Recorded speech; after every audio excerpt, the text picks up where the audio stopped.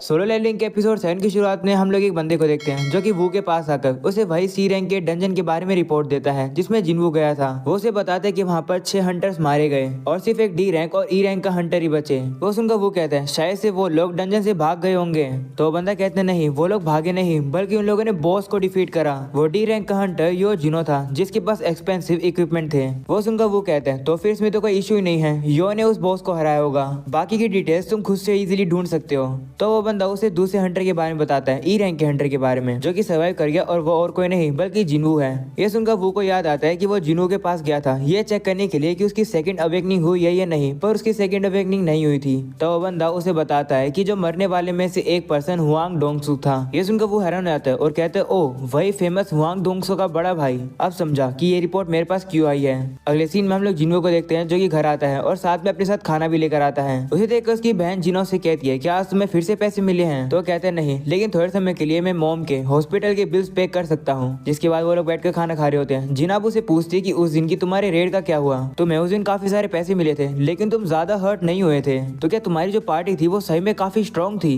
जिस पर जिनवू कहता है हाँ। वहीं पर वो बात को छुपा रहा होता है कि आखिरकार वो पार्टी कैसी थी। वहीं पर जिनवू मन में कहने लगता है कि वो इजी था, जब समय आया तो मैंने बिल्कुल भी हेजिटेट नहीं करा। उन लोग को लग रहा था कि मेरे सामने टिक सकते हैं पर वो लोग गलत थे। अगर मेरा ओल्ड सेल्फ वहाँ पर होता तो डेफिनेटली भागने की कोशिश करता, लेकिन क्या लेवल अप होने की वजह से मैं काफी ज्यादा निडर बन गया हूँ। लेकिन फिर भी देखा जाए तो मैंने इंसानों को मारा है, लेकिन जो कुछ भी हो इससे फर्क नहीं पड़ता। मेरी प्रायोरिटी ये है कि मैं स्ट्रॉन्ग बनूं अपनी फैमिली के लिए और जिंदा रहूं हमेशा। अगर मैं ऐसी किसी सिचुएशन को पार कर सकता हूँ तो मैं फिर से ये करूंगा। जिन वो अब बियर पी रहा होता है तभी उसके सामने एक नोटिफिकेशन आता है जिसमें लिखा होता है कि हार्मफुल सब्सटेंस। वो सुनकर जिनवू को समझ नहीं आता है कि ये क्या है। वो वापिस से बियर पीता है तो वापिस से वो नोटिफिकेशन आता है। वो अब थोड़ा सा कंफ्यूज आता है और सारी बियर्स की बोतल को उठाकर अपने कमरे में चला जाता है और अब वहाँ पर बैठकर वो काफी सारी ड्रिंक पीने लगता है। लेकिन अब वो देखता है कि वो बिल्कुल भी नशे में नहीं हो रहा है। तो वो सोचता है कि क्या ये सिस्टम की कोई स्पेशल एबिलिटी है जो कि मुझे नशा नहीं होने दे रही है। वो अब चेक करते उसे पता चलता है कि ये तो उसको ब्लेसिंग मिली हुई है जिससे कि वो टॉक्सिक को डिसेबल कर सकता है। वो देखकर जिनको कहते हैं कि शायद ये ब्लेसिंग मुझे डबल डंजन की रिवॉर्ड में मिली थी।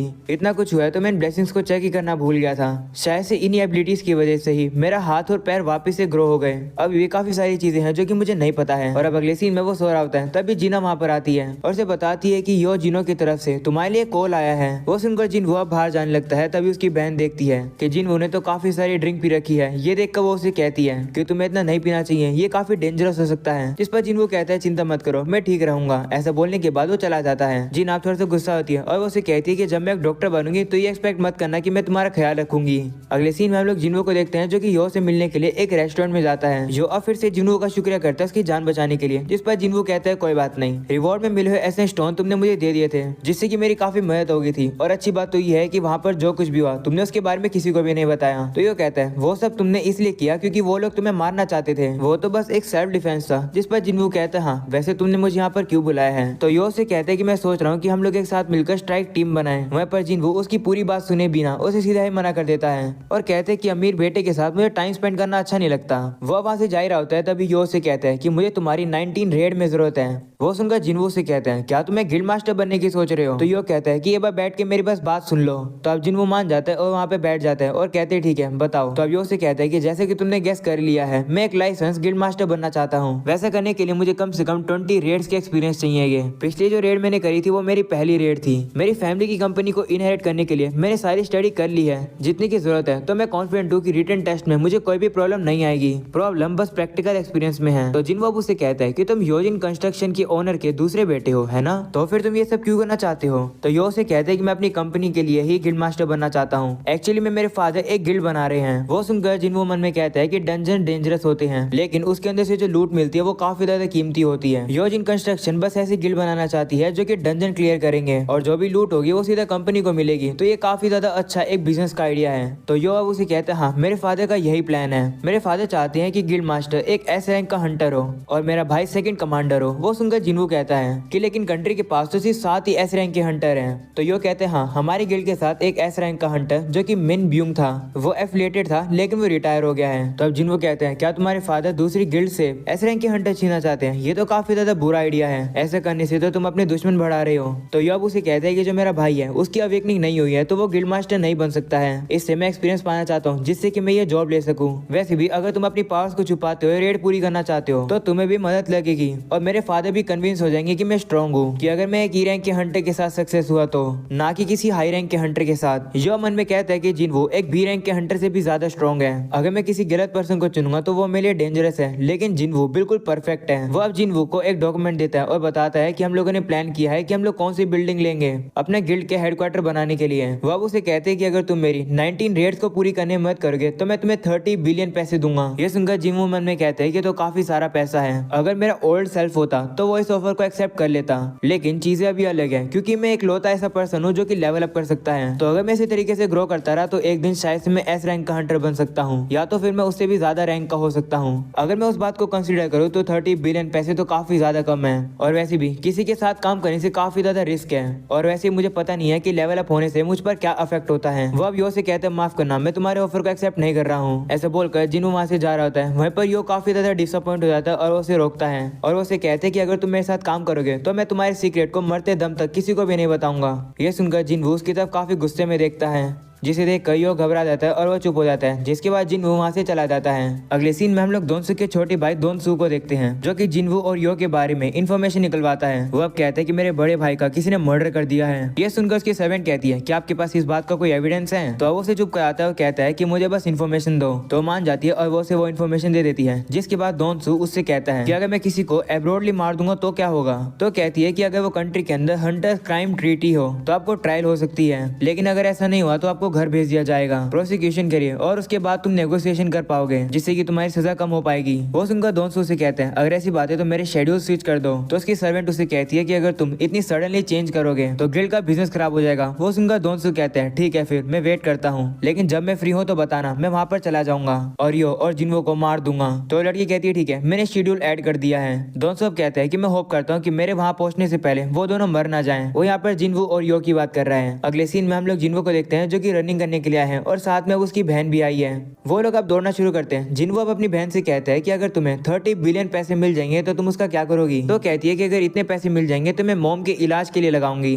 और बचे हुए पैसे से अपनी कॉलेज की ट्यूशन दूंगी, और उसके बाद नहीं पता मैं क्या करूंगी। वो सुनकर जिन्वो कहते हैं ठीक है। ऐसा बोलने के बाद वो और ज्यादा तेजी से दौड़ने लगता है, जिसे देखकर जीना कहती है कि जिन्वो तो काफी ज्यादा तेज है, भले वो एक ई रैंक का हंटर हो लेकिन वो एक हंटर तो है। वहीं पर हम लोग जिन्वो को देखते हैं जो कि अपनी डेली क्वेस्ट को पूरा कर लेता है एक्सरसाइज करके। उसे अब रिवॉर्ड मिलने वाला होता है, लेकिन वो रिवॉर्ड को कैंसिल कर देता है और देखता है कि वो 10 किलोमीटर की जगह आज 11 किलोमीटर दौड़ गया है। बस सोचने लगता है कि गोल पूरा होने के बाद भी काउंटिंग चलती रहती है क्या? ऐसा बोलने के बाद वो पुशअप मारने लगता है और देखता है कि उसके पुशअप की जो काउंटिंग होती है वो ही बढ़ रही होती है, जिसे देखकर वो कहते हैं चलो देखते हैं कि मैं कितना ज्यादा हाई जा सकता हूँ। तभी उसकी बहन काफी थकी वहाँ पर पहुंच जाती है और कहती है फाइनली मैं तुम्हारे पास पहुंच गई। तो जिन्वो अब उसे कहते हैं कि मैं थोड़ी देर और दौड़ रहा हूँ। ऐसा बोलने के बाद वो चला जाता है। वहीं पर अब जिना तो हैरान हो जाती है। अगले सीन में हम लोग जिन्वो को देखते हैं जो कि 10 किलोमीटर की जगह 20 किलोमीटर दौड़ चुका है, यानी कि उसकी गोल का डबल। इसी तरीके से वो बाकी चीजों को भी डबल करता है और उसकी जो डेली क्वेस्ट होती है वो सीक्रेट क्वेस्ट में बदल जाती है, जिसके बाद वो चीज का रिवॉर्ड क्लेम करता है और उसे 2 रैंडम लूट बॉक्स मिलती है, जिसमें से उसे एक को चूज करना है। वो एक को चुनता है और उसके सामने वो लूट बॉक्स आ जाता है और खुलने लगता है और उसके अंदर से अब जिन्वो को एक की मिल जाती है। वो देखता है कि ये चाबी किसी डीमन कैसल की है जिसकी रैंक एस है, और डीमन कैसल के अंदर एक ऐसी इंग्रेडिएंट मिल सकती है जिससे कि तुम एलेक्सर ऑफ लाइफ बना सकते हो, जिससे कि तुम किसी भी बीमारी को हील कर सकते हो पावरफुल मैजिक से। वो सुनकर जिन्वो काफी खुश होता है और अब अगले सीन में वो अपनी मॉम से मिलने के लिए आता है और कहता है कि अगर एलेक्सर ऑफ लाइफ किसी भी बीमारी को हील कर सकती है तो शायद से वो उसका यूज करके अपनी मॉम को ठीक कर सकता है। जिन्वो अब कहते हैं कि मेरे पास यही चॉइस है। ऐसा बोलने के बाद अब वो नीचे आकर की का यूज करता है और कहता है कि ये चीज एक तरीके से एस रैंक का डंजन ही है। अगर ऐसी बात है तो यहाँ पर ऐसे मॉन्स्टर्स होने वाले हैं जो कि जेजू आइलैंड पे थे, यानी कि काफी पावरफुल मॉन्स्टर्स। वहाँ पर तो एस रैंक के हंटर भी फेल हो गए थे। जिन्वो उस चाबी का यूज करता है और उसके सामने एक गेट आ जाता है और वो उसके अंदर आते हैं और कहते हैं कि क्या मैं यहाँ के मॉन्स्टर्स को हरा पाऊंगा? सच बताऊं तो मैं डरा हुआ हूँ। अगर चीजें डेंजरस हो जाएगी तो मैं इस टेलीपोर्टेशन स्टोन का यूज कर लूंगा जो कि मुझे इंस्टेंट डंजन से मिला था, मैंने इसे बचा कर रखा हुआ था। तभी अचानक से उसके सामने एक मॉन्स्टर आ जाता है। जिन्वो अब उसे लड़ने के लिए तैयार हो जाते हैं और कहते हैं कि अगर मैं गिव अप कर दूंगा तो मैं मारा जाऊंगा, मुझे ताकतवर होना है और ज्यादा लेवल अप होना है, इसलिए मैं यहाँ पर नहीं मरूंगा। ऐसा बोलने के बाद वो अपनी डैश एबिलिटी का यूज करके उस मॉन्स्टर के ऊपर हमला करना शुरू करता है, लेकिन अब वो नोटिस करता है कि वो उस मॉन्स्टर को ज्यादा डैमेज नहीं दे पा रहा है, जिसके बाद जिन्वो अपनी एक और स्किल को एक्टिवेट करता है जिसका नाम होता है मर्डरस इंटेंट।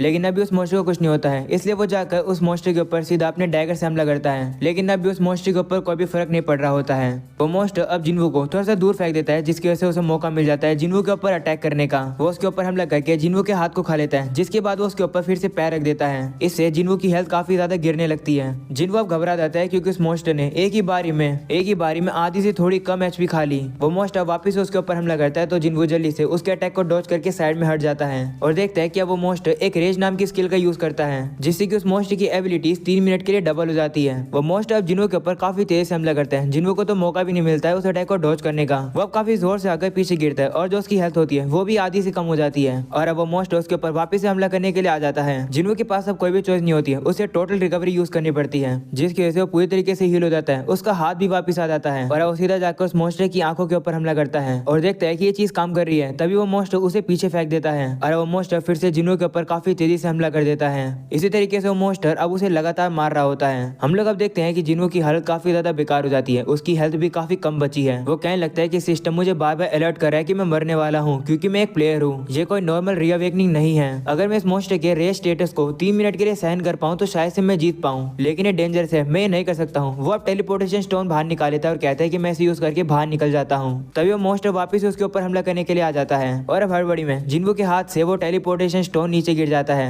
वो मॉन्स्टर वापस से जिन्वू के ऊपर हमला करता है तो जिन्वू को अब एक बिल्डिंग के अंदर आकर छुपना पड़ता है। वो देखता है कि उसकी हेल्थ काफी कम बची है। वो अब कहने लगता है कि आखिरकार मैं इसे सर्वाइव कैसे करूँ, अगर थोड़े से मेरे ऊपर और हमले हुए तो मैं मर जाऊंगा, कोई ना कोई तो तरीका होगा ही। वो अब देखता है कि उसके पास तो स्टोर ऑप्शन भी है, यानी वो कोई चीज खरीद सकता है। वो दरअसल इस चीज के बारे में भूल गया था। वो वहाँ से 3 पोशन खरीद लेता है और एक पोशन से उसकी सिर्फ 100 एचपी बढ़ती है। जिन्वू कहते हैं कि इतना काफी नहीं है। तभी वो देखते हैं कि उसके पास तो एक पॉइजन भी है जो कि उसे वो स्नेक मॉन्स्टर से मिला था। ये पॉइजन उसके फिजिकल डैमेज को 20% बढ़ा देगा। जिन्वू याद करता है कि उसके पास ऐसी स्किल है जो कि पॉइजन को खत्म कर सकती है। उसने अपनी बहन को बोला था कि भले शराब उसके लिए डेंजरस हो लेकिन वो उसे सहन कर सकता है। वो याद करने के बाद जिन्वू अब उस पॉइजन को पी लेता है। जिन्वू को अब उस पॉइजन का कोई भी नेगेटिव इफेक्ट नहीं मिलता है, बल्कि उसकी फिजिकल डैमेज 20% से बढ़ जाती है। ये देखकर खुश हो जाता है। तभी वो मॉन्स्टर उसे ढूंढकर उसके ऊपर हमला कर देता है। जिन्वू भी घायल हो जाता है पर वो हार नहीं मानता है। वो देखता है कि उस मॉन्स्टर के ऊपर जो रेज इफेक्ट था वो खत्म हो जाता है और अब जिन्वू ने जो पहले उस मॉन्स्टर के ऊपर हमला किया तो उस मॉन्स्टर को अभी वो हमला लग जाता है। ये देखते ही जिन्वू अब उसके ऊपर वापस से और काफी सारे हमले करने लगता है और अब वो मॉन्स्टर काफी गुस्से में आता है। वो जिन्वू के ऊपर हमला कर देता है, जिसे जिन्वू जैसे तैसे करके रोक रहा होता है, पर वो मॉन्स्टर उसके ऊपर भारी पड़ जाता है। वो जिन्वू को खा लेता है, जिसकी वजह से जिन्वू की जो हेल्थ होती है वो काफी ज्यादा ही कम हो जाती है।